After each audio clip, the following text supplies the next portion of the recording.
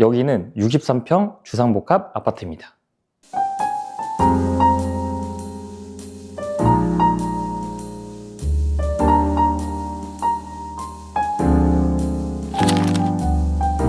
안녕하세요. 프라우스 아이디 이상규입니다. 이 집 구조 바꾼 거 아니냐고 많이 물어보십니다. 같은 평형대인데도 공간이 완전히 다르게 느껴지는 이유, 결국 설계에서 결정됩니다. 이 현장은 중문 위치와 현관 수납부터 다시 잡고 막혀있던 주방을 열어 대형 아일랜드 중심으로 구조를 재정리했습니다. 또 옆방은 벽 대신 유리로 풀어 막히지 않으면서도 공간은 분리되는 방식을 설계했습니다. 이 변화들이 어떻게 이어지는지 지금부터 하나씩 보여드리겠습니다.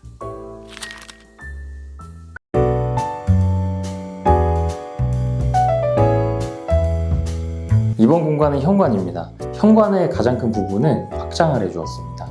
그래서 제가 원래 서 있는 공간이 원래 중문의 공간이었는데 중문의 위치를 뒤쪽으로 넣어주어서 복도에서 봤을 때도 일자로 통일을 해주었습니다. 중문이 안으로 들어가기 때문에 그 공간 같은 경우에는 양쪽에 수납장을 시공을 해주었고 제 왼쪽에는 전체적으로 키 큰 수납장이 들어갔고 우측에는 상하부로 나눠져 있는 수납장을 설치를 하였습니다.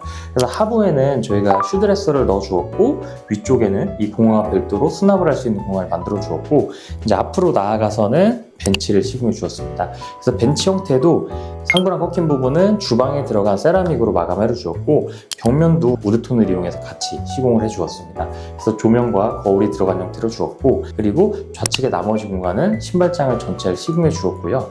제 뒤쪽에는 이제 중문이 있습니다. 근데 중문도 일반형이 아니라 자동 상부 구동형 중문을 설치하여서 하부에 에일이 없습니다. 훨씬 좀 깔끔하게 설치가 되어 있습니다. 그리고 바닥에는 최대한 비슷한 톤의 600각 타일을 시공해 주었습니다.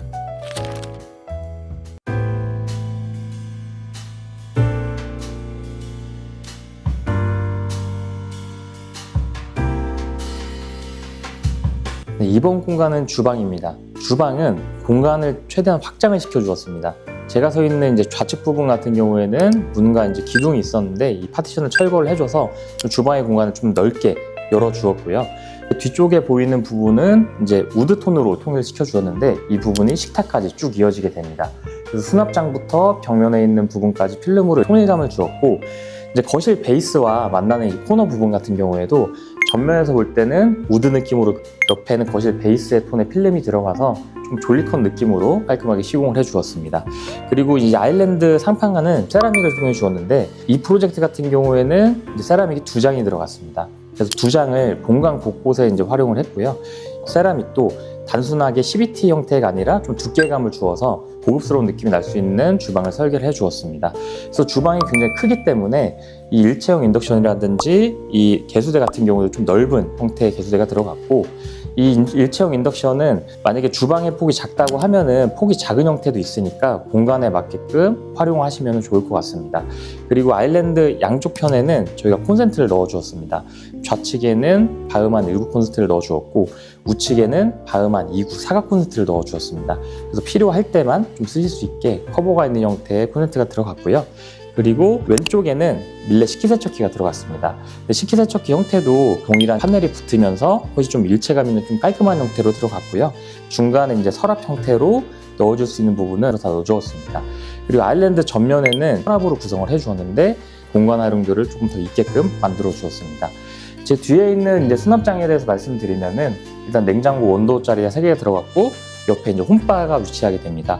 그래서 홈바는 선반이 들어갔는데 가운데 스텐으로 무광 포인트가 될 수 있는 부분도 넣어 주었고 뒷면에는 아일랜드 상판과 같은 형태의 세라믹을 넣어 주었습니다. 그래서 포인트를 주었고 밑에 선반 끝쪽으로는 조명을 설계를 해 주었습니다.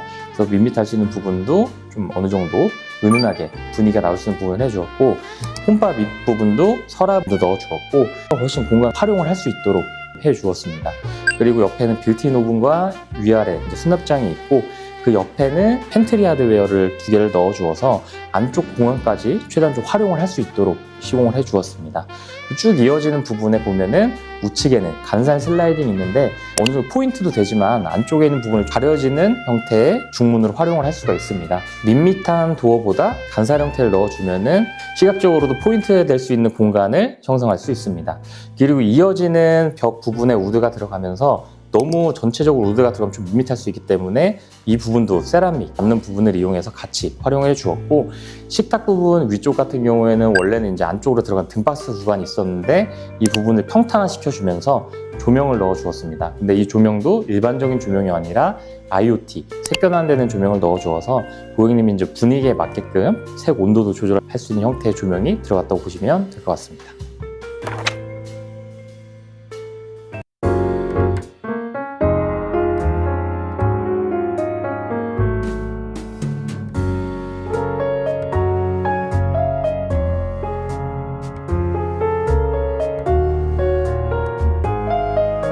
네, 이번 공간은 거실입니다.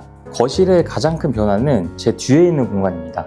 원래 이 공간이 원래 방으로 이루어져 있는 공간이었는데 여기에 있는 가벽을 철거를 해주고 거실에 편입을 할 수 있는 유리 형태의 도어를 만들어 주었습니다. 여기를 유리로 해주었기 때문에 훨씬 좀 넓어 보이는 거실이 형성이 되게 됩니다. 그리고 일자로 기역자로 꺾이는 유리 형태가 아닌 곡선 유리를 해주었는데 안쪽에는 저희가 공간에 맞게끔 책장을 짜 주었습니다. 음각과 양각이 있는 형태의 책장을 짜 주었고, 뒷면에도 다른 소재 포인트를 주었고, 하단에는 수납을 할 수 있는 형태로 도어를 만들어 주었습니다. 서재 안에 있는 공간은 방으로 되어 있었기 때문에 좀 최대한 이질감이 없는 형태의 바닥재를 시공해 주었습니다. 그리고 제가 서 있는 거실의 바닥은 기존에 있는 복합석을 저희가 연마 광택 작업을 이용해서 좀 최대한 좀 깔끔할 수 있는 형태로 해 주었고, 다이닝룸 옆쪽을 보면은 가벽을 돌출시켜서 로봇 청소기 공간을 만들어 드렸습니다. 근데 이 공간도 단순하게 풀어낸 게 아니라 벽면의 소재를 스텐 소재를 이용해서 좀 고급스러운 느낌을 주었고, 스텐 선반 같은 경우에도 좀 두께감이 있는 3mm의 형태를 이용해서 어느 정도 하중도 버틸 수 있으면서 앞쪽에서 보였을 때 너무 얇아 보이지 않도록 시공을 해 주었습니다. 그리고 거실의 베이스는 전체적으로 필름을 시공해 주었는데 세로 분절선이 아니라 가로 분절선을 시공해 주었습니다. 그래서 이 가로 분절선도 천장의 높이를 잘 고려해서 필름의 소재의 특성을 잘 이용한다면 정리된 벽체가 형성이 되게 됩니다. 그리고 주방 옆쪽으로 이제 안방 들어가는 공간이 있는데 원래 도어가 큰 문이랑 작은 문이 있었습니다. 도어 하나만 사용할 수 있게 저희가 시공을 해드렸습니다. 그러면서 공간이 하나 형성이 되었는데 이 공간도 단순하게 둔 게 아니라 이미지월 작업을 해주었습니다. 그래서 금속 작업을 해서 천장에서 내려오는 구조물을 하나 시공을 해주었고요. 뒤쪽에는 이제 카빙스톤이라는 소재를 이용해서 좀 음각과 양각, 조명이 들어갔을 때도 밋밋해 보이지 않는 형태로 주었고, 조화랑 자갈까지 시공을 해주어서 하나의 또 포인트 공간으로 저희 만들어 주었습니다. 그래서 그 공간을 따라 쭉 들어가면 현관을 지나서 안쪽으로 들어가는 방도 있는데, 그쪽에는 문 같은 경우에도 원래는 민판의 문이 있었는데 세탁실과 같은 간살 슬라이딩 도어가 들어가서 양쪽으로 대칭이 되는 좀 포인트 형태의 도어를 시공을 해주었습니다.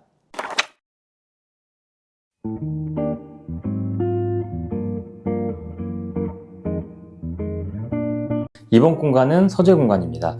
이 공간은 원래 서재 공간이 아니라 지나가는 통로였습니다. 근데 이 통로의 공간을 거실에서 이어지는 부분을 간살 도로 시공해 주어서 좀 확장성 있게 좀 넓은 공간을 형성해 주었고, 뒤쪽에는 개방감 있는 유리장을 양쪽에 시공해 주어서 좀 밋밋할 수 있는 부분들을 좀 포인트를 줄 수 있는 공간으로 해 주었고, 양쪽에 조명을 넣어 주었습니다. 그리고 중간 공간에도 스텐으로 오픈된 선반과 하단에는 서랍을 넣어 주어서 이곳에 수납도 될 수 있는 요소를 해 주었고, 한 공간을 버려지지 않게 활용할 수 있게 만들어 드렸습니다.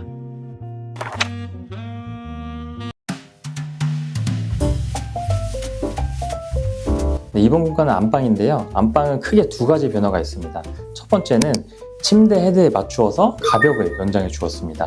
그래서 벽지로 마감을 해 주었기 때문에 기존의 벽체처럼 보이게끔 시공을 해 주었고, 가벽이 들어간 공간만큼 공간을 없애지 않고 그 안쪽에도 책장을 넣어 주었습니다. 그래서 하부에는 수납이 될 수 있는 도어를 만들어서 가려지게끔 만들었고, 위에는 책을 넣을 수 있는 공간을 만들어 주었습니다.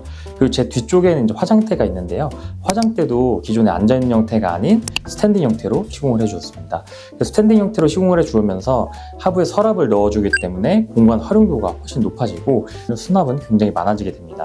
그리고 두 번째 칸에는 콘센트를 시공해 주어서 안에 드라이기나 화장대에 쓸 수 있는 용품들을 넣을 수 있게 시공해 주었고, 큰 거울이 들어갔습니다. 그래서 포인트되어 있는 거울을 쓰기도 하지만 거울이 크게 들어간다고 하면은 넓어 보이는 효과를 낼 수도 있습니다. 옆에는 저희가 세라믹을 시공해 주어서 거실과 좀 통일된 느낌으로 우드와 세라믹 그리고 벽등까지 시공을 해 주었습니다. 좀 포인트 될 수 있는 하나의 공간으로 만들어 주었다고 보시면 될 것 같습니다.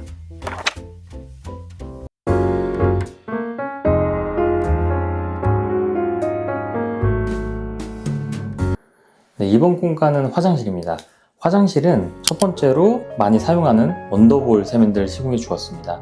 하부에는 이제 장을 만들어 주었습니다. 근데 장을 열어보면 청소용품들이 물이 떨어지기 때문에 제 우측에는 바닥을 타일로 마감해서 청소도구가 넣을 수 있는 공간을 만들어 뒀습니다. 그래서 이렇게 장을, 하부장을 전체를 짜더라도 한 공간 정도는 이렇게 들어간다고 하면은 관리를 좀 편하게 하실 수 있다고 생각합니다. 그리고 앞쪽에는 저희가 거울을 시공해 주었는데 깊이가 많이 나오지 않아야 되기 때문에 제작 거울을 시공해 주었습니다. 조명을 넣어 주어서 좀 밋밋하지 않게 포인트를 주었고, 그 옆쪽으로는 원래 이제 파티션이 있는데 이 파티션의 길이가 좀 짧게 되어 있었습니다. 그래서 이 부분을 연장을 해주면서 저희가 매입 휴지거리를 시공해 주었고요. 전체적인 타일의 크기는 1200, 600각 타일을 다 시공해 주었습니다. 그래서 분열선을 좀 최소화할 수 있는 부분도 들어갔고, 세면대 쪽이라든지 욕조 측면에도 포인트 되는 부분을 시공해 주었습니다. 그래서 욕조도 전체 기존에 있는 부분들을 간소화시키면서 2인용 욕조를 사용할 수 있게 해드렸고, 그 옆쪽 공간에도 물건을 올려놓을 수 있는 젠다이턱을 시공해 주었고, 상부에도 간접 조명이 들어가서 좀 은은한 분위기를 연출해 주었습니다. 네, 이번 현장은 구조를 바꾸기보다는 흐름을 다시 설계한 프로젝트입니다. 불필요한 부분은 덜어내고 필요한 기능과 동선만 정확하게 다시 잡았습니다. 각 공간을 따로 만드는 게 아니라 하나의 기준으로 연결해주면 전체 인상은 완전히 달라집니다. 같은 평형이라도 어떻게 설계하느냐에 따라 공간의 완성도는 분명하게 차이가 납니다. 지금까지 프라우스 아이디였습니다. 다음 영상도 좋은 영상으로 찾아뵙겠습니다. 감사합니다.